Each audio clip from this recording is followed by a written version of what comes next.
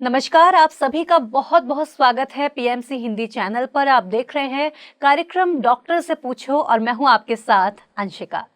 आज हम एक ऐसे विषय पर बात करने जा रहे हैं जो कि बहुत ज़्यादा ज़रूरी है, उसको समझना ज़रूरी है। आज हम बात करेंगे वेरिकोज वेन के बारे में, जो दिखने में काफ़ी बुरा भी लग सकता है और अगर इसकी सीरियसनेस को ना समझकर इसको डिले किया जाए, इसके ट्रीटमेंट को डिले किया जाए तो और ऑपरेशन की नौबत भी आ सकती है, और ऑपरेशन को अगर डिले किया जाए तो ये जानलेवा भी साबित हो सकता है। तो ये जानलेवा साबित होता कैसे है, क्या कुछ प्रॉब्लम्स इस दौरान आती हैं, कैसे वेरिकोज वेन की प्रॉब्लम लोगों में समझ में आने लगती है, लोगों में शुरू होने लगती है, इस पर आज हम चर्चा करेंगे। इसके लिए हमारे साथ मौजूद हैं डॉक्टर एस रंजन जी, जो कि एमबीबीएस डॉक्टर हैं और एनर्जी मेडिसिन एक्सपर्ट भी हैं। तो आइए उनका स्वागत करते हैं। सर, आपका बहुत बहुत स्वागत है पीएमसी हिंदी चैनल पर। नमस्ते जी। सर, आज हम बात करने जा रहे हैं वेरिकोज वेन के बारे में। तो कई कई लोग तो इसको जानते हैं और जो लोग नहीं जानते हैं, मैं उनके लिए भी आपसे पूछना चाहूंगी कि वेरिकोज वेन होता क्या है। देखिए, पहले तो हम वेन को समझें। जी। आर्टरी और वेन दो ब्लड वेसल्स हमारी बॉडी में होते हैं। आर्टरी जो खून से ब्लड दूर के टिश्यूज तक, हाथ और पैर तक ले जाता है, और जो वापस लौटने वाला खून है वो वेन के माध्यम से लौटता है वापस। तो नॉर्मली वेन में जब खून लौटता है तो वो एक ही डायरेक्शन में खून बहना चाहिए। जी। अगर वो खून वापस लौटेगा तो तकलीफ होगी ना, सिस्टम गड़बड़ हो जाएगा। तो जब वेरिकोज वेन होता है, वो खून बहने की, वेन में खून बहने की जो प्रक्रिया है वो स्लो हो जाती है, वो प्रॉपर नहीं हो पाती है, तो खून रुकने लगता है, जमा होने लगता है। तो जो नसें हैं वो फूल जाती हैं। अगर दिखने में आए तो कभी कभी वो उतनी दिखती नहीं है, लेकिन पैरों में दर्द होने लग जाता है। पैरों में जो दर्द होता है उसका एक बड़ा कारण वेरिकोज वेन है। तो और उस पैरों की कई सारी समस्याएं, सिर्फ दर्द ही नहीं, अनइजीनेस होता है, नसें खिंचती हैं, नींद भी कभी कभी डिस्टर्ब होती है, चलने में तकलीफ होती है, पैरों की कई सारी तकलीफ़ें हो सकती हैं। और इस वेरिकोज वेन में अगर हम नहीं समझते हैं इसकी बेसिक बातों को, इसकी गहराइयों को, तो ये प्रॉब्लम बढ़ती है। जब एडवांस लेवल पे हो जाए तो इसके लिए जो प्रचलित धारणा है कि ऑपरेशन ही इसका उपाय है। बिना ऑपरेशन भी इसे ठीक किया जा सकता है। जी सर, तो इसी के साथ अब आपसे ये जानना चाहूंगी कि वेरिकोज वेन जो है, इसके कारण क्या कुछ हो सकते हैं, कैसे समझे कि ये कारण हो सकते हैं कि इससे प्रॉब्लम हो। देखिए, एलोपैथी के मेडिकल सिस्टम में इसका कारण स्पष्ट नहीं है। बस यह बात देखी गई है कि वेरिकोज वेन कब हो जाता है। जो लोग ज़्यादा खड़े रहते हैं तो ग्रेविटी का प्रभाव से खून नीचे की ओर जमा होता है, रुकता है, तो उनको वेरिकोज वेन होने की संभावना ज़्यादा पाई गई है। लेकिन ऐसा नहीं है। नॉर्मल पर्सन भी, एक एवरेज पर्सन को जो ज़्यादा नहीं खड़ा रहता है, उनमें भी वेरिकोज वेन देखा जा सकता है। ये एक फैक्टर है, यही सब कुछ नहीं है। लेकिन जो खड़े रहने वाले लोग हैं उनमें भी सब में वेरिकोज वेन नहीं होता, यह भी इंटरेस्टिंग बात है। तो इसका एग्जैक्ट कारण मेन स्ट्रीम मेडिकल में पता नहीं है, लेकिन एनर्जी मेडिसिन में, जिसमें हम नाड़ियों पर, चक्रों पर काम करते हैं, उसमें ऐसा समझा गया है कि हमारा स्प्लीन ऑर्गन, हमारा प्लीहा पैंक्रियाज के पीछे होता है, उसके वीक होने की वजह से ये वेरिकोज वेन होता है। तो अगर स्प्लीन हेल्दी रूप से काम करता रहे तो हमारा वेरिकोज वेन नहीं होगा, और अगर हो चुका है तब भी हम स्प्लीन को अगर हम मजबूत बनाते हैं तो नॉर्मल, रीजनेबली लेवल पे नॉर्मल स्टेट वापस पाई जा सकती है। सर, ये तो रही कि मेडिकल लेवल पर हम इसको कैसे समझें, और आपने बताया कि एनर्जी मेडिसिन में इसका क्या रीज़न होता है। अब मैं आपसे ये जानना चाहूँगी कि साइकोसोमेटिकली अगर हम देखें तो वहाँ पर क्या रीज़न है, उस तरह से क्या रीज़न निकल कर आता है इसका। बहुत अच्छे। तो साइकोसोमेटिक रीजन पे हम चर्चा कर रहे हैं। तो अगर स्प्लीन ऑर्गन का रोल हमें पता चल गया, तो अब स्प्लीन कब प्रभावित होता है। स्प्लीन की एक दूसरा जो दिक्कत आती है वो है एंजाइटी। हमारे भीतर जो घबराहट होती है उसका कनेक्शन स्प्लीन के वीकनेस से पाया गया है। तो उसकी उल्टा रिलैक्सेशन, जब हम अपने लाइफ में रिलैक्स नहीं रहते हैं, जब हम अपने लाइफ में स्प्लीन जो है वो अर्थ फेज का है, अर्थ एलिमेंट है उसमें, जब अर्थ एलिमेंट से कनेक्टेड ग्राउंडेड नहीं होते हैं तो हमारे जीवन में ये वेरिकोज वेन होता है। तो रिलैक्स रहने का आर्ट यानी कि स्ट्रेस, एंजाइटी यहाँ पर एक बहुत बड़ा कॉमन फैक्टर है। स्ट्रेस तो वैसे हर रोग में उसका रोल कुछ ना कुछ हद तक तो पाया ही जाता है, यहाँ पर इसका रोल बहुत प्रोमिनेंट है। अगर हम रिलैक्स रहना सीखते हैं, रिलैक्स रहते हैं, तो बहुत संभावना है कि हम वेरिकोज वेन से बचे रहेंगे। जी, तो हमें रिलैक्स रहने की प्रक्रिया को समझना होगा जी। जिससे कि हम वेरिकोज वेन्स जैसी प्रॉब्लम से बच सकें। तो सर, अब मैं आपसे जानना चाहूँगी कि इसके लक्षण क्या कुछ होते हैं, कि इनिशियल लेवल पर इसको समझें, कैसे, किस तरह से समझें कि वेरिकोज वेन की प्रॉब्लम शुरू होने लगी है। देखिए, एक कॉमन पर्सन को जब दिखने में ख़राब लगता है, अगर वेन फूल जाती है तो दिखने में अच्छा नहीं लगता। तो कॉस्मेटिक रीज़न का बहुत लोगों का फैक्टर होता है, खासकर महिलाओं में, जैसे पुरुषों में भी कॉस्मेटिक फैक्टर हो सकता है। एक है दिखने की बात, और एक है कि उसके जो तकलीफ़ हो रही है, जो पैर में दर्द हो रहा है, चलने में दिक्कत होती है, बैठने में दिक्कत होती है, सोने में दिक्कत होती है। जब दर्द होने लग जाए तो कई सारी दिक्कतें पैर की होने लग जाती हैं। लोकली सिम्टम्स भी, अगर इसमें अलग अलग स्टेजेज हैं, हम उतना डिटेल में, मेडिकल डिटेल्स में नहीं जा रहे हैं। जिसके एडवांस स्टेज में अल्सर वगैरह भी हो सकता है, स्किन भी खराब हो सकती है।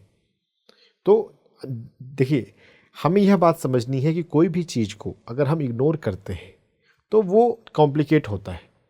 हमें अपने हेल्थ कंडीशंस को, अपने हेल्थ फैक्टर को कभी भी इग्नोर नहीं करना चाहिए।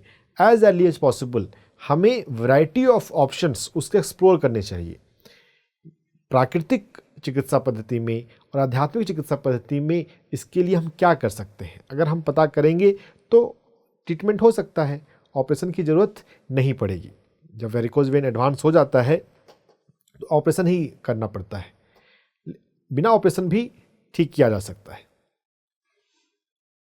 जी, तो सर, जैसे कि कुछ बॉडी बिल्डर्स होते हैं जो बॉडी बिल्डिंग करते हैं, उनकी नसें भी फूलने लगती हैं। तो क्या ये भी वही चीज़ है या ये अलग चीज़ नहीं, है? वो तो जब हम मसल बिल्डअप कर रहे हैं तो मसल जब स्पष्ट रूप से दिख रहे हैं, और वेन जो है वो मसल के ऊपर भी होते हैं, वेन मसल के अंदर भी होते हैं। तो जो वेरिकोज वेन है वो मसल के जो ऊपर वेन है, जो स्किन के पास है, उनसे ज़्यादा रिलेटेड है। ओके। तो नॉर्मल कंडीशन में जब वेन दिखने लग जाते हैं तब उसको वेरिकोज वेन बोलते हैं। ये जिम वालों का या एथलेटिक पर्सन का, मस्कुलर पर्सन की वजह की बात नहीं है। ओके। ये भीतर उनका वेन में जो ब्लड का जो फ्लो है वो प्रॉपर नहीं हो रहा है। वेन का में जो ब्लड का फ्लो है वो स्लगिश है, स्लो है, वो रुक रहा है। और जब वो रुक रहा है तो नसें फूल जाती हैं, नसों का गुच्छा बन जाता है। जब ये अर्ली स्टेज पे होता है तो उसका स्पाइडर वेन कहते हैं। थोड़ी थोड़ी पतली पतली नस होती है, लेकिन वो बढ़ती जाए तो नसें बड़ी बड़ी मोटी फूल जाती हैं, और इसे इग्नोर नहीं करना चाहिए। Thank you so much sir. जैसे कि आपने बताया कि बॉडी बिल्डर्स में प्रॉब्लम्स नहीं होती हैं, वेरिकोज वेन की प्रॉब्लम ऐसे नहीं होती है। अगर हम उसको समझें कि सिर्फ बॉडी बिल्डिंग की वजह से ये समस्या नहीं आती। आपसे मैं अगला सवाल पूछना चाहूँगी, क्या वेरिकोज वेन की समस्या तभी होती है जब वेन्स दिखने लगती हैं, या जब नहीं भी दिखती हैं तभी भी ये समस्या हो रही होती है? देखिए, हमें फिर से मैं आपको बताऊंगा वेन में क्या हो रहा है। जी। वेन में जो खून है वो हृदय की तरफ लौट रहा है। अब वो खून को जो लौटने की प्रक्रिया है वो स्लो डाउन हो गई है, वो प्रॉपर नहीं हो रही है, तो खून रुक रहा है। खून जो रुक रहा है, उस खून के रुकने की वजह से पैर में दर्द होता है। तो हमेशा ये वेन स्पष्ट रूप से दिखे ही ऐसा नहीं है। वो प्रॉब्लम जो है, जब कॉस्मेटिक वाला फैक्टर, दिखने वाला फैक्टर नहीं भी हो तो भी वो तकलीफ़ हो सकती है। कहने का मतलब है हमें इसे इग्नोर नहीं करना चाहिए। अगर थोड़ा सा दिखता है तो हमें जांच करा सकते हैं।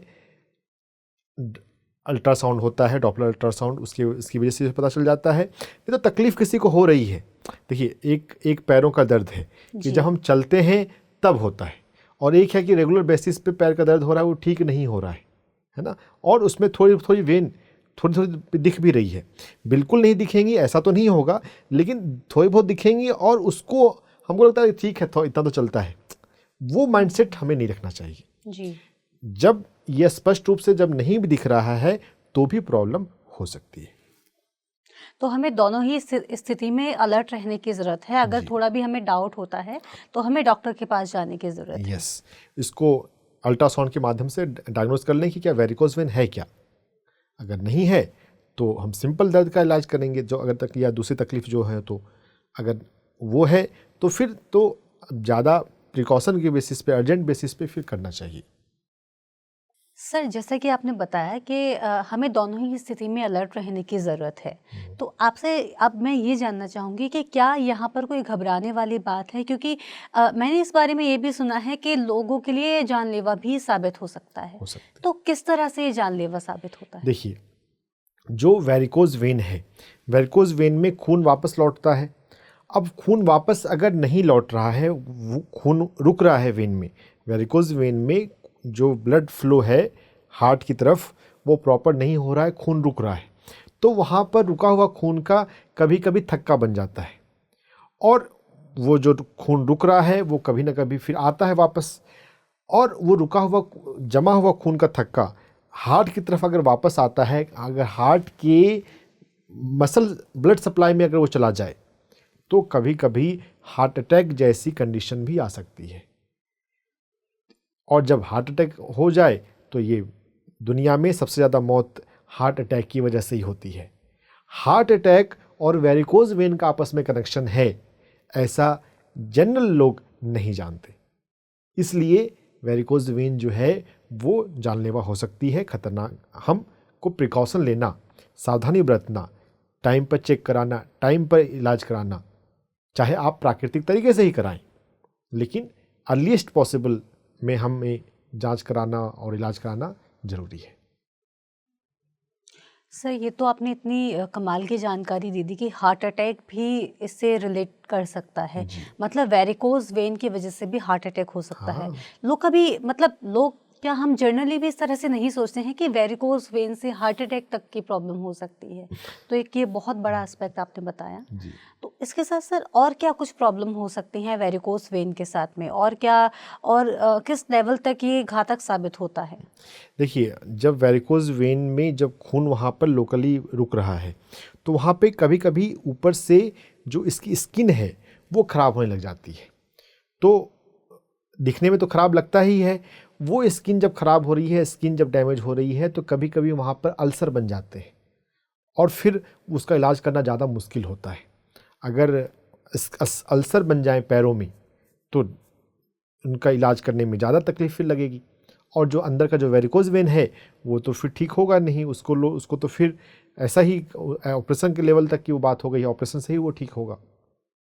तो स्किन डैमेज और अल्सरेटिव चेंजेस, अल्सर जनरली हम मुंह पे जानते हैं, मुंह में छाले हो जाते हैं, वो पैरों में भी हो सकते हैं, वेरिकोज वेन जब एडवांस लेवल पे पहुंच जाए तब। सर, जैसे आपने बताया कि छाले पैरों पर भी हो जाते हैं, अल्सर तक उससे होने लगता है। तो क्या अब वेरिकोज वेन में जब ये समस्या आ रही है कि अंदर भी प्रॉब्लम है और बाहर भी वो प्रॉब्लम हो रही है, तो क्या इसका ट्रीट हम बाहर से भी कर सकते हैं? जो अल्सर है उस पर कुछ ट्रीटमेंट किया जाता है? लोकल ट्रीटमेंट तो करते हैं, लेकिन हम उस स्टेज तक आने ही बात क्यों दें। जी जी बिल्कुल। जो लक्षण है, शुरुआती जो लक्षण है, जो जैसे सिंपल दर्द है, तो पैर में दर्द हो रहा है जी, तो अपने पैर के दर्द का इलाज करना चाहिए। नॉर्मल पैर का दर्द हर दिन हो रहा है या जब तक, अगर हर दिन हो रहा है तब वो बात ठीक नहीं है।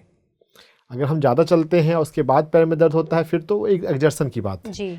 उसको लेकर घबराने की भी बात नहीं है। जी जी। हर एक चीज़ को लेकर घबराने की बात नहीं है, लेकिन हाँ, जब डाउट हो तो चेक करा लेना ठीक है।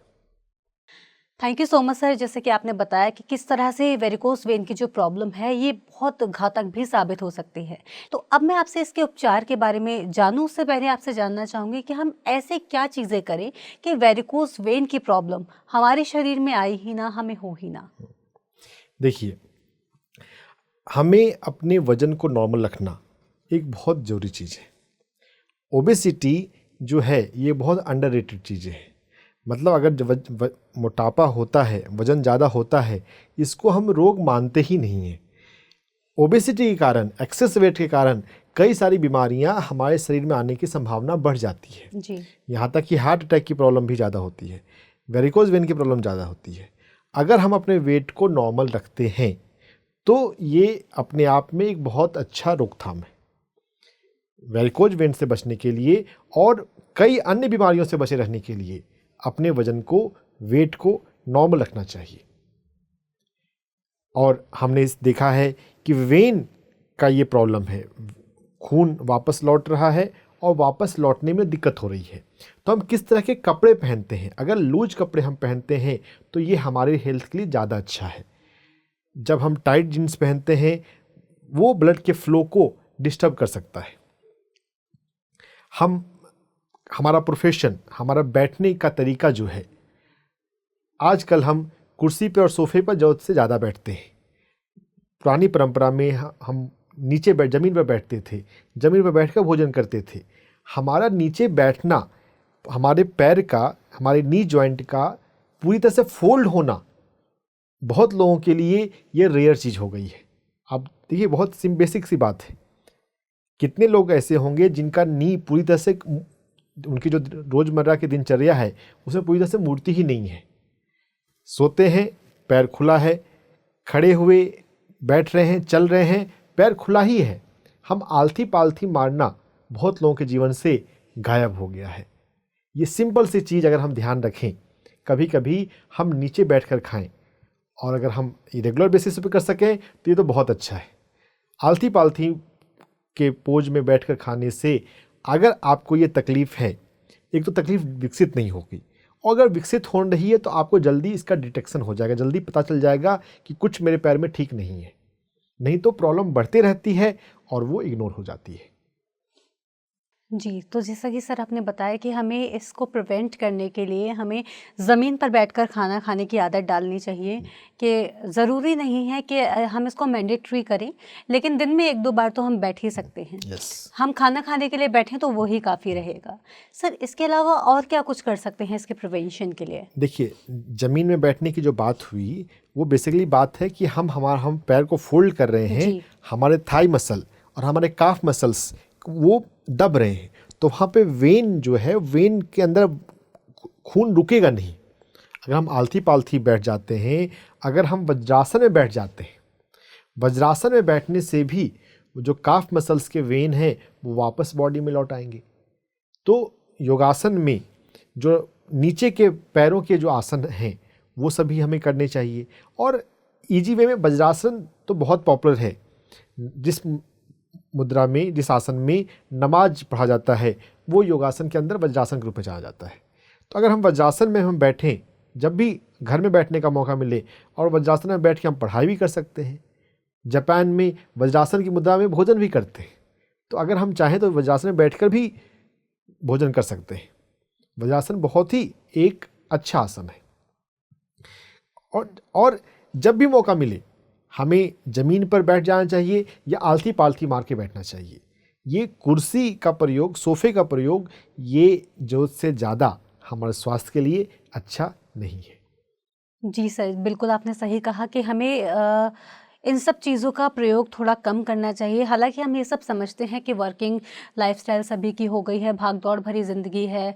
हम सुबह ऑफिस जाते हैं, ऑफिस में हम चेयर्स पर बैठे होते हैं, तो उसके अलावा और फिर जब मेट्रो में आ रहे होते हैं या ऑटो रिक्शा जैसे भी आ रहे होते हैं तो हम इस तरह से ही बैठे होते हैं, तो हमारे मसल्स सुबह में, शाम में, तब तो हम बैठ सकते हैं अपने हाँ जी, मैं वही कह रही थी कि हमें मौका नहीं मिल पा रहा, लेकिन हम सुबह जब उठ रहे हैं तब हम घर पर हैं, हम थोड़ी देर ध्यान में बैठें, सुखासन में बैठें, तो इस तरह से दोनों चीज़ें होंगी। एक तो हम ध्यान भी कर पा रहे हैं, उसके अलावा हमारे मसल्स भी आपस में जो हैं, जैसे कि आपने बताया थाई मसल्स और काफ मसल्स, वो आपस में मिल रहे हैं, तो उसमें दिक्कत हमें नहीं होगी।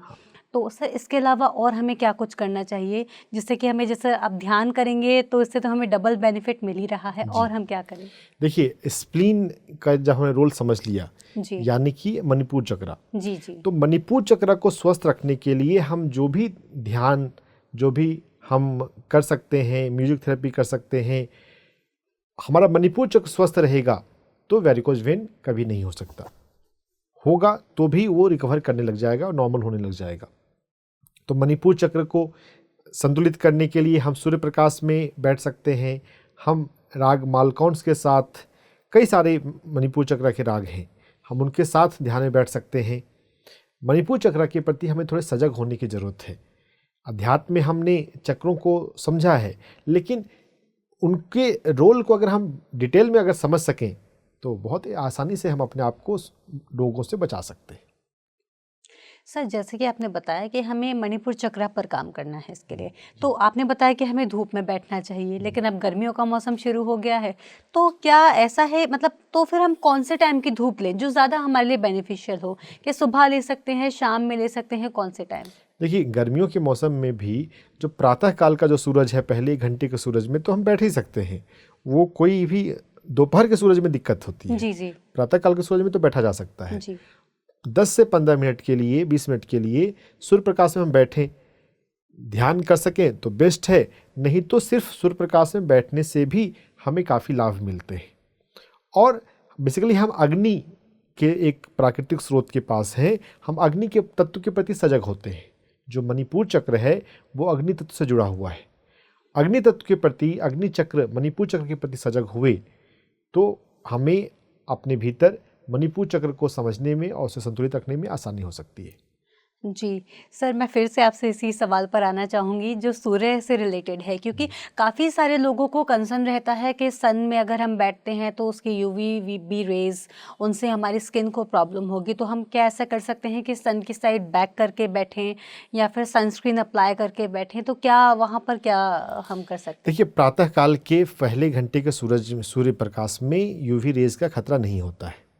जो दोपहर का सूरज है उस प्रकाश में खतरा हो सकता है। जी और अगर हम मैत्री भाव रखते हैं अध्यात्म में कि सूर्य हमारा मित्र है, सूर्य हमें ऊर्जा देने वाला है, अगर मैत्री भावना की हो तो भी हमारे यूवी रेज हमें नुकसान नहीं पहुंचाएगा।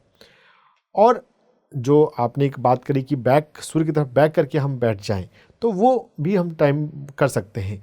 सन रेज लगा के बैठेंगे तो फिर वो उतना फ़ायदेमंद नहीं है। ओके।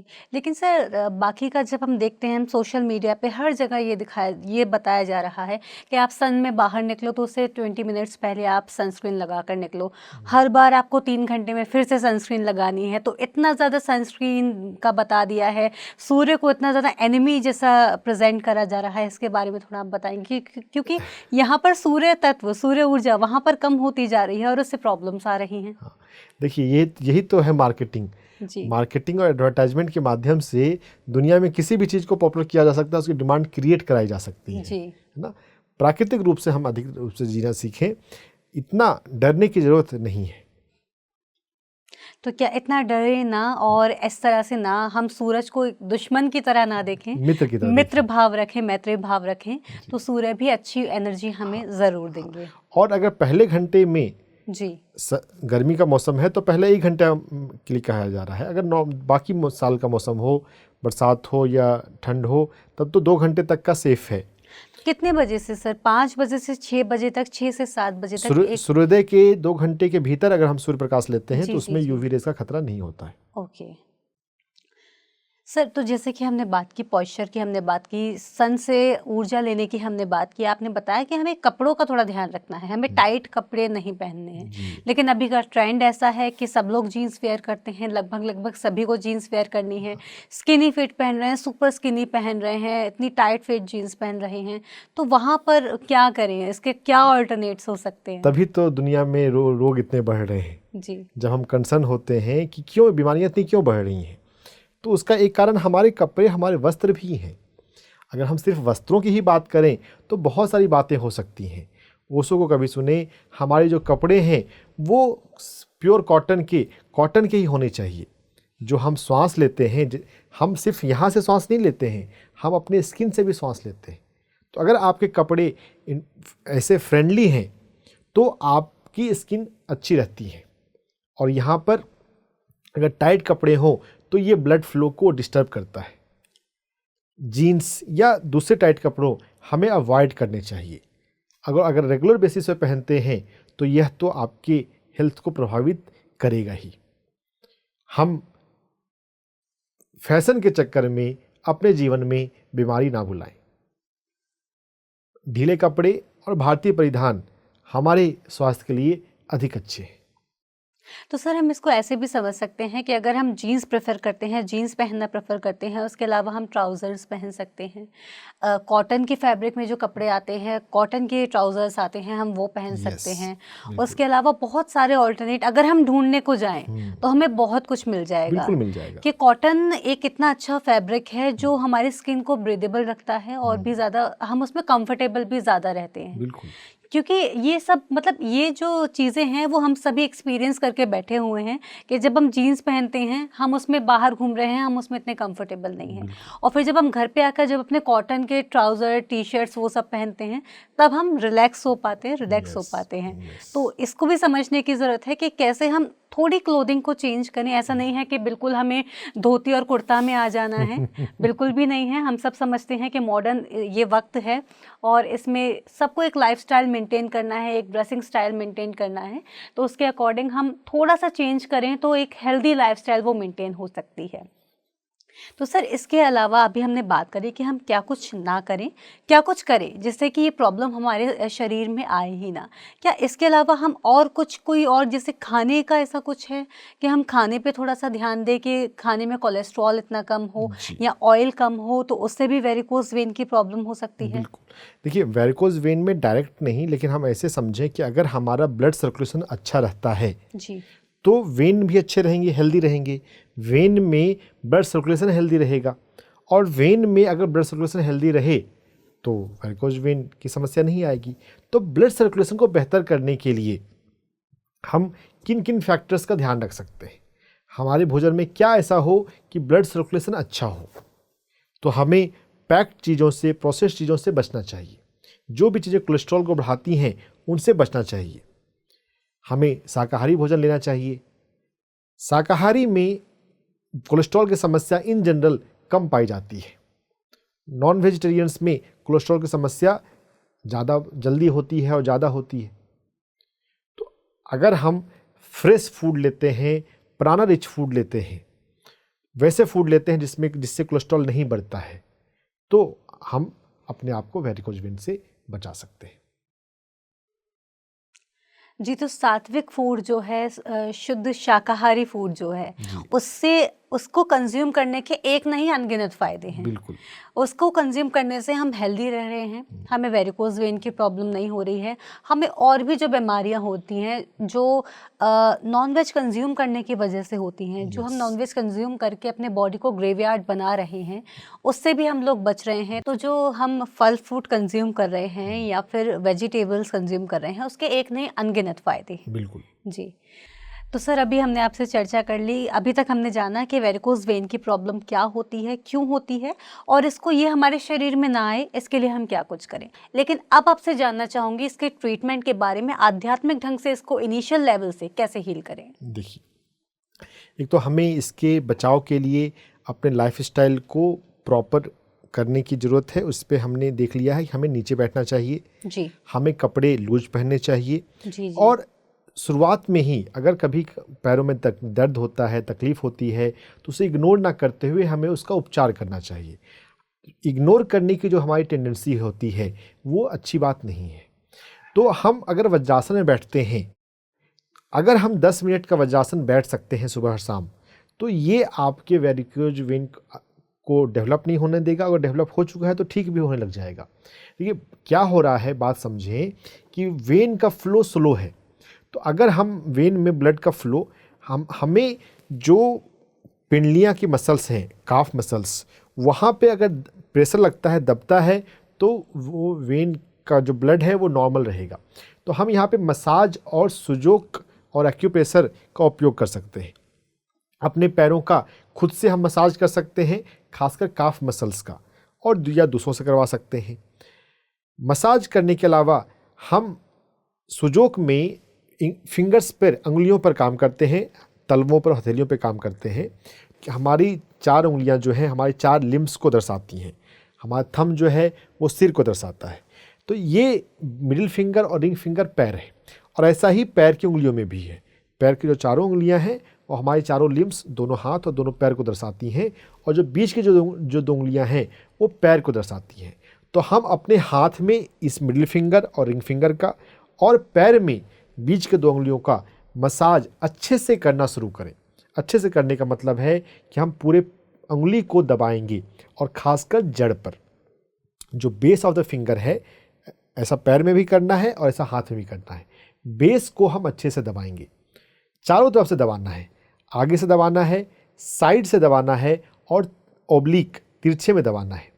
पूरे फिंगर को हम जब दबाते हैं तो ये पैर के थाई का, काफ का कॉरेस्पॉन्डेंस है। तो यहाँ के मसाज से वहाँ पर भी ब्लड फ्लो जो है वो नॉर्मल होता है। फिर हम यहाँ पर कलर थेरेपी भी प्रयोग कर सकते हैं, ग्रीन कलर और रेड कलर। जब हम लाल रंग लगाते हैं, जहाँ भी लाल रंग लगाते हैं वहाँ पर ब्लड सर्कुलेशन नॉर्मल होता है। तो सुजो कॉरेस्पॉन्डेंस पे मिडिल फिंगर और रिंग फिंगर पे हम लाल रंग का प्रयोग करेंगे तो वहाँ पे ब्लड फ्लो नॉर्मल होगा। ये हुआ लोकल ट्रीटमेंट। लोकल ट्रीटमेंट के बाद हमारा इसका जो मूल कारण है, जो स्प्लीन की डिफिशिएंसी है, स्प्लीन का वीकनेस है, उस पर काम करना है। तो स्प्लीन और वीक ना हो, इसके लिए हमें सुपाच्य भोजन को लेना चाहिए। गरिष्ठ भोजन, वैसा भोजन जिसको पचाने में शरीर को अधिक मेहनत लगती है, उसको हमें अवॉइड करें। और एक्यूप्रेशर पॉइंट में ही हम स्प्लीन की जो नाड़ी है, जो पैर के अंगूठे से हमारे ऊपर तक आती है, उसमें टोटल 21 पॉइंट होते हैं। SP4, SP6, SP9 ये 3 सबसे मुख्य पॉइंट हैं पैर में। SP4, SP6 और SP9, हम इन तीनों एक्यूप्रेशर पॉइंट का बारी बारी से मसाज करें।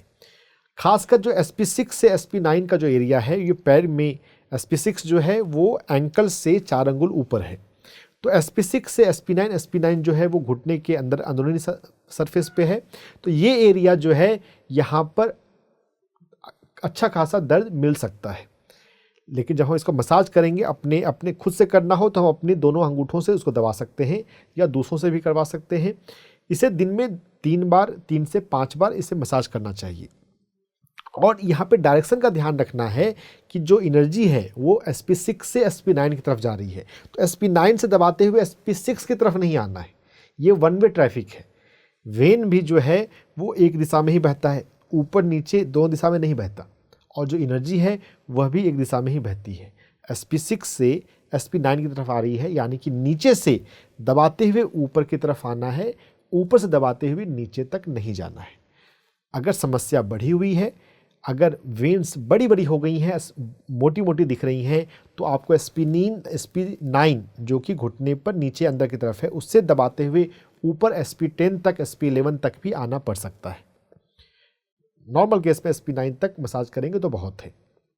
SP4, SP6, SP9 इस लाइन में दोनों पैरों में इसका मसाज करना चाहिए। और जो स्प्लीन है वो पीले रंग से प्रभावित होता है। तो अगर हम SP4, SP6, SP9 पर अगर हल्दी लगाते हैं, पहले हम मसाज कर लें, 2 मिनट से 5 मिनट का समय देते हुए प्रॉपर मसाज कर लें। उसके बाद हल्दी का लेप लगाकर SP4 से लेकर SP9 तक हल्दी का लेप लगाकर छोड़ दें, तो यह काफ़ी हेल्प करेगा स्प्लीन की नाड़ी को मजबूत बनाने में। और स्प्लीन की नाड़ी अगर मजबूत हो जाती है, हेल्दी हो जाती है, तो वेरिकोज वेन भीतर से ठीक होने लग जाएगा। ऐसा भी हो सकता है कि जो नसें बड़ी बड़ी दिख रही थी, वो अगर आप लगातार करते रहें महीने 2 महीने, तो वो नॉर्मल हो जाए, गायब हो जाए। सर, जैसे कि आपने बताया, हमें काफ़ी सारे एक्यूप्रेशर पॉइंट्स के बारे में बताया, लेकिन मैं आपसे जानना चाहूँगी कि हार्ट अटैक का आपने जिक्र किया था। हार्ट अटैक जैसी बड़ी समस्या भी वेरिकोज वेन्स की वजह से हो जाती हैं, तो इसमें कौन से एक्यूप्रेशर पॉइंट्स पर काम करें? यस, ये बहुत इंपॉर्टेंट है। हमारी कलाई पर ST7 एक्यूप्रेशर पॉइंट होता है, और यहाँ से आगे बढ़े तो यहाँ पे ST8 है और यहाँ पे ST9 है। तो मेन तो ST7 है। ST7 को मसाज करने से एक बार में हम धीरे धीरे दबाएंगे 20 बार, जिसमें हमको लगभग 2 मिनट समय लगेगा। और ऐसा दिन में 3 से 5 बार हमें इसे दबाना है। ST7 को अगर हम मसाज करते हैं, ST7 चार्ज होता है, तो ये वेरिकोज वेन को ठीक करने में भी हेल्प करेगा और आपको हार्ट अटैक से बचाए रखेगा। ST7 और ST8 और ST9 ये तीनों पॉइंट अगर हम करते रहते हैं तो हार्ट अटैक वेरिकोज वेन वाले बंदे को या किसी भी और भी व्यक्ति को जिनको हार्ट अटैक का रिस्क है उन्हें हार्ट अटैक नहीं आएगा। ये 3 एक्यूप्रेशर पॉइंट रेगुलर करना हार्ट अटैक से हमारा बचाव है, क्योंकि हमारी हार्ट मेरिडियन जो है वो चार्ज हो जाएगी, एक्टिव हो जाएगी, तो हमारा हार्ट में जो एनर्जी फ्लो है, ब्लड फ्लो है, वो नॉर्मल बना रहेगा। तो ST7, ST8, ST9 दोनों हाथों में 2-2 मिनट के लिए दिन में 3 बार मसाज करना है। और यहाँ पर हम लाल कलर थेरेपी ST7 पे और ST8 पे कर सकते हैं। जी, तो सर जैसा कि आपने बताया कि हमें किस तरह से उस पर काम करना है, सुजोग पर काम कर सकते हैं, एक्यूप्रेशर पॉइंट्स पर काम कर सकते हैं, वहाँ पर हम कलर थेरेपी कर सकते हैं। अब कलर थेरेपी के बारे में जैसा कि आप हमेशा बताते हैं कि कलर थेरेपी कारगर तभी साबित होती है जब उस पर डायरेक्ट लाइट पड़े।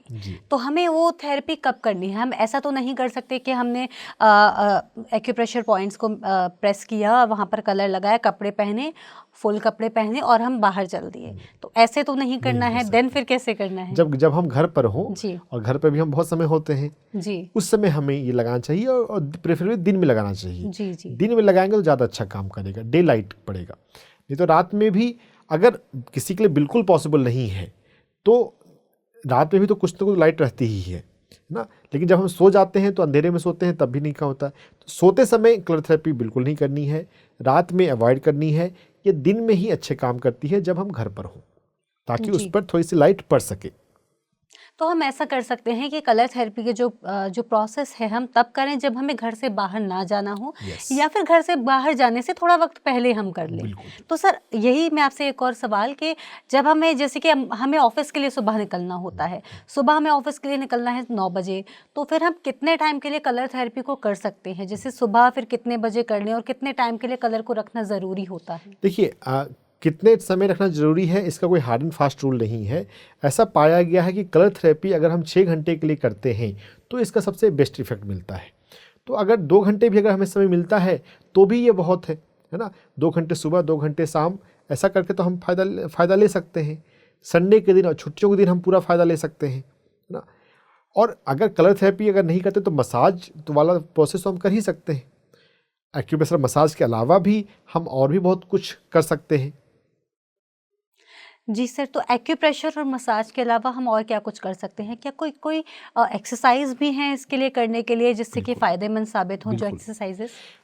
वैसे सभी योगासन जिसमें हमारे पैर का मूवमेंट होता है, जी जी, वज्रासन है, वृक्षासन है, पश्चिमोत्तानासन है, हम इन सभी को कर सकते हैं और इनसे फ़ायदा होगा। जी जी सर, जैसे कि आपने बताया ये सारे आसन आपने बताए कि मैं भी कुछ टाइम पहले जब देख रही थी इस पर पढ़ रही थी वेरिकोज वेन्स के बारे में, तो कुछ एक्सरसाइजेस उन्होंने बताए थे कि हम पैरों को अगर हम जो हमारे पैर का तलवा है उसको अगर हम आगे पीछे शिफ्ट ऐसे करके करते हैं तो वो भी कारगर साबित हो सकता है। और अगर हम लेट कर सीधा पैरों को अगर ऊपर करते हैं, एंटी ग्रेविटी जब हम कोई भी मूवमेंट करते हैं तो वो फायदेमंद होता है। तो उसके यही है पश्चिमोत्तानासन में हम पैर ऊपर करते हैं। जी जी जी, तो पैर ऊपर करके हम पूरे 90 डिग्री पे ऊपर कर लेते हैं, तो ये पश्चिमोत्तानासन कहलाता है जी। तो जब हम एंटी ग्रेविटी किया हमने, तो जो ब्लड फ्लो स्लो हो चुका था वो ब्लड फ्लो जो है वो नॉर्मल हो जाएगा। हमें ब्लड फ्लो को काफ मसल्स में, अपने थाई रीजन में नॉर्मल करने की ज़रूरत है। यह हमें इसका मैकेनिज्म ध्यान रखना है। तो ये जिस चीज़ों से भी हो सकता है, सनलाइट के एक्सपोजर से हो सकता है। सनलाइट का एक्सपोजर अगर नहीं है, अगर विंटर का टाइम है तो हम गर्म पानी में पैर रखेंगे, उससे भी थोड़ा सा ब्लड फ्लो जो है एक्टिव होगा। अगर कोई ऑफिस गोइंग पर्सन है, कलर थेरेपी उतना नहीं कर सकते हैं, शाम के समय, रात के समय आप गर्म पानी में पैर तो रख सकते हैं, तो उससे भी ब्लड फ्लो जो है वो थोड़ा एक्टिव होगा, थोड़ा नॉर्मल होगा। तो सर जैसे कि आपने बताया कि हमें किस तरह से इसका काम करना है, लेकिन मैं आपसे समझना चाहूँगी कि हम एंटी ग्रेविटी ही मूवमेंट क्यों कर रहे हैं इसमें? क्या मतलब अगर पैर को ऊपर रखेंगे तो ब्लड प्रॉपर फ्लो होगा, इस वजह से कर रहे हैं? उल्टा फ्लो करेगा, किस वजह से कर रहे हैं एंटी ग्रेविटी मूवमेंट्स? जब पैर नीचे है जी, है ना, तो ब्लड को ग्रेविटी के अगेंस्ट आना पड़ रहा है। जब हमने पैर को ऊपर कर लिया तो ग्रेविटी भी हेल्प करेगी उस ब्लड को नीचे उतरने में। जी तो ब्लड को, जो वेन से ब्लड हार्ट की तरफ लौटती है, जी आर्टरी से ब्लड चारों तरफ जाती है और वेन से लौटती है। तो एंटी ग्रेविटी से ग्रेविटी का भी हम पावर का ऐड ऑन कर सकते हैं ब्लड के फ्लो को हृदय की तरफ बढ़ाने के लिए। Thank you so much sir, जैसे आपने बताया कि हमें किस तरह से ये सारी चीज़ें काम कर सकती हैं और भी ज़्यादा हेल्पफुल हो सकती हैं वेरिकोज वेन की सिचुएशन में। तो इसके साथ ये और जानना चाहूँगी कि सर क्या म्यूज़िक थेरेपी काम करती है यहाँ पर, क्योंकि म्यूज़िक थेरेपी एक ऐसी चीज़ है हमारे माइंड को रिलैक्स करती है। तो मुझे ऐसा लग रहा है कि मैं आपसे पूछूँ कि क्या यहाँ पर क्या काम करती है। बिल्कुल, म्यूजिक थेरेपी हर जगह काम करती है। जी। देखिए, म्यूजिक थेरेपी में क्या है कि हम शास्त्रीय संगीत के रागाज का उपयोग करते हैं अपने चक्रास को एक्टिवेट करने के लिए। तो हमारा जो स्प्लीन ऑर्गन है वो मणिपुर चक्र से जुड़ा हुआ है।